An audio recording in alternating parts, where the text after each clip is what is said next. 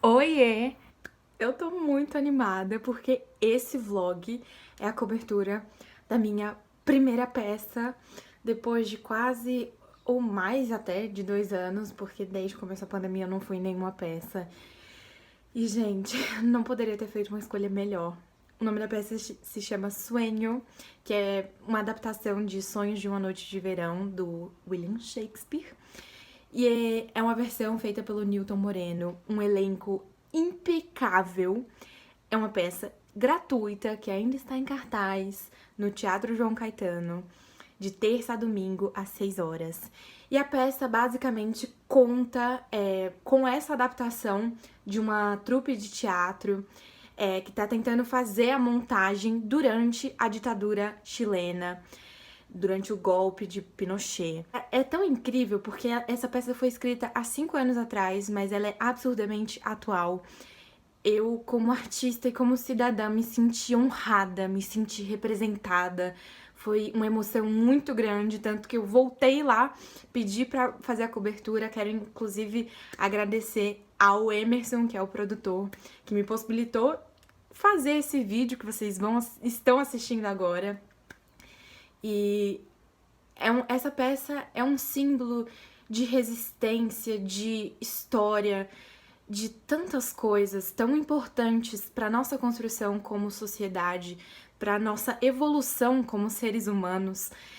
Eu vejo como uma obra necessária, de verdade.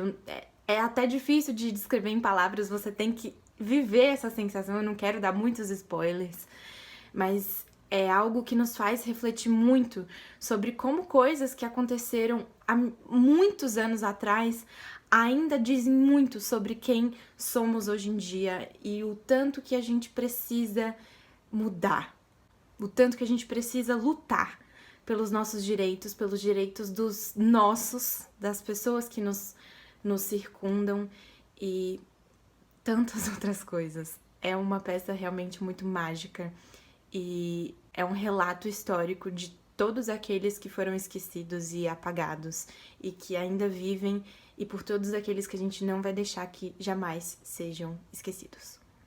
É isso, confiram esse vlog que tá sensacional.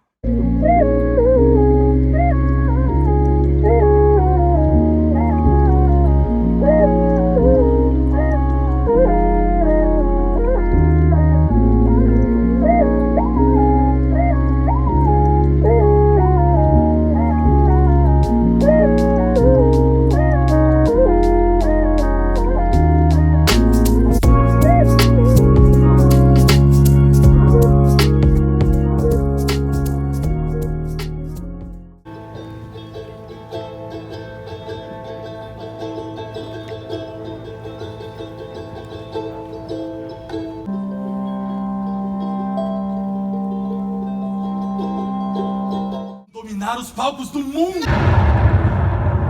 O mar será inglês! Vamos comer de nós mesmos. Muito do que vocês matam nessa guerra fardada são indígenas. Você é livre por inteiro ou se está em cativeiro? Você é livre por inteiro ou se está em cativeiro?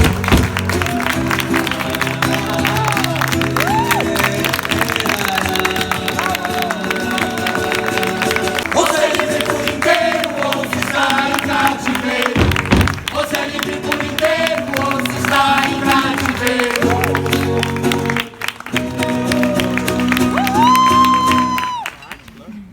Como foi pra vocês a sensação de estar de volta nos palcos depois de tanto tempo, assim, fora deles, né? E num momento, eu imagino que tão sensível que a gente tá vivendo. Como é a sensação pra vocês?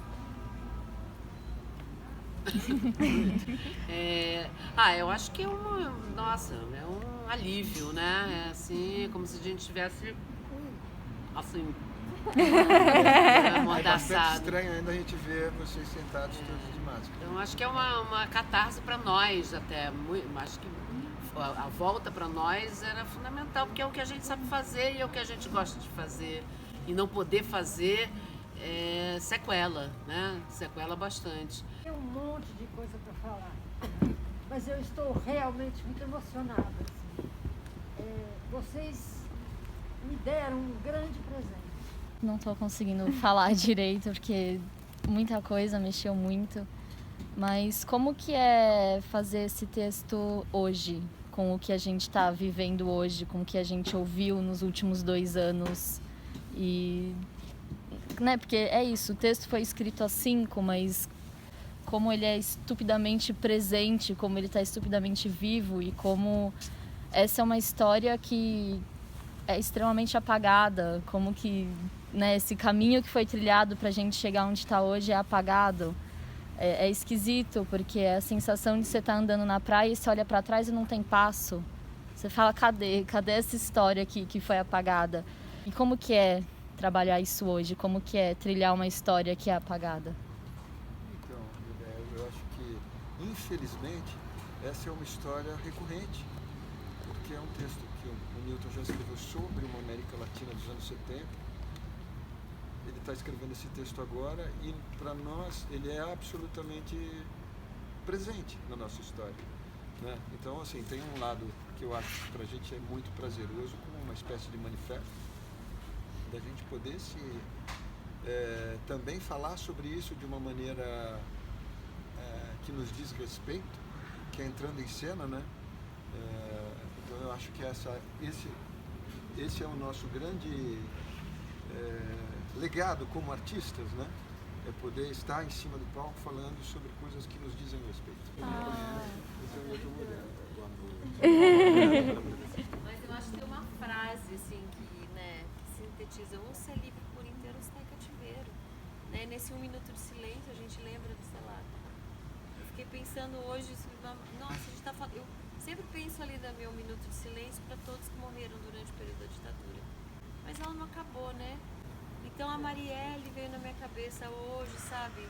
Então é tanto anônimo, né? Tanta gente que a gente não tem nome, que morre por descaso desde o atendimento público a uma violência por um menino negro periférico que caminha, né? Quantos desaparecem? Porque a gente não... É uma coisa muito doida, né? É um país que pinga sangue, né? É muita violência nesse sentido, né? Muita violência. Então, esse minuto de silêncio, às vezes a gente se perde pensando assim, cada dia eu tento honrar né? E tanta gente morre em função do poder. E parece até que nesse minuto as coisas se misturam também, né? Além da questão da ditadura, dos desaparecidos, cada dia que eu faço o minuto de silêncio, tem muita coisa na cabeça. Esses 2 anos que a gente está sendo silenciado, né? O teatro sendo silenciado, e a única forma que a gente tem de resistir é estar aqui, é estar vivo, é estar aqui fazendo, que seja poeticamente, que seja a saída para a sobrevivência mesmo, para a gente viver, a forma de vida. Então, quanto mais tentam nos silenciar, tentam fazer com que a gente desapareça, talvez isso tudo faça liga, né? Nesse momento, nesse 1 minuto, esses mais de 600 mil mortos da pandemia vem à tona também nesse 1 minuto. Então, assim, é um momento realmente da gente ter essa reflexão, e que esse espetáculo, sem querer, querendo, ele mostra nesse 1 minuto que não é de silêncio, é de gritaria interna, né? De vontade de gritar, de expor, de resistir, de gritar mesmo contra tudo isso que está acontecendo. O sentimento, eu falando por mim, da Inês, né? Eu acho que tem um sentimento de muita raiva, sabe? Muita raiva pela precariedade, por tudo que a gente está passando, nós artistas, pela pobreza, pela tudo primário, precário, tudo, sabe? Um desrespeito, uma falta de dignidade. E isso nos impulsiona, porque a gente é barata, né? A gente fica ali até nos matarem, né? Então acho que isso me impulsiona a cada dia fazer um espetáculo melhor ainda, sabe? Vamos fazer, vamos embora, vamos fazer na chuva, no sol, lá dentro, aqui fora, mas a gente tem que fazer, sabe? Impulsionar para a gente poder sobreviver, né, com dignidade, né? A precariedade não significa falta de qualidade. Não tem nada uma coisa a ver com a outra. Você pode ser pobre e digno, né? Não tem nada a ver com classe social, com dinheiro. Não, é a precariedade das coisas, da maneira com que nos tratam, né? A primeira coisa que a gente ficou com medo, né? Falou, nossa, e o barulho, né? Como é que a vizinhança vai lidar com isso, né? Então a gente também para antes por uma questão de agenda, mas também um cuidado para não ter. Depois das 10. Depois das 10, né? Hoje, quando a gente começou o ensaio, eu olhei para aquele prédio que tem ali atrás e tinha um senhor na janela. Meu coração já fez assim. Aí eu olhei para ele ele tem que dar a volta, eu vou ouvir daqui. Aí eu já fiz assim, ai, que bom, né? Então, às vezes tem uns encontros assim inusitados, né? Que eu acho muito bom. Eu falo assim, ai, que bom, não tô sozinha. Obrigada.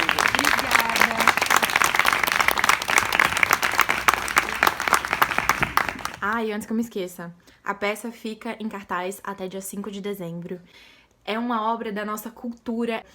Esse é um dos motivos que a gente precisa de investimentos na nossa cultura, e essa peça tá aí pra dizer o porquê, pra dizer o porquê que a gente precisa validar, incentivar e consumir arte e cultura, acima de tudo, nacional.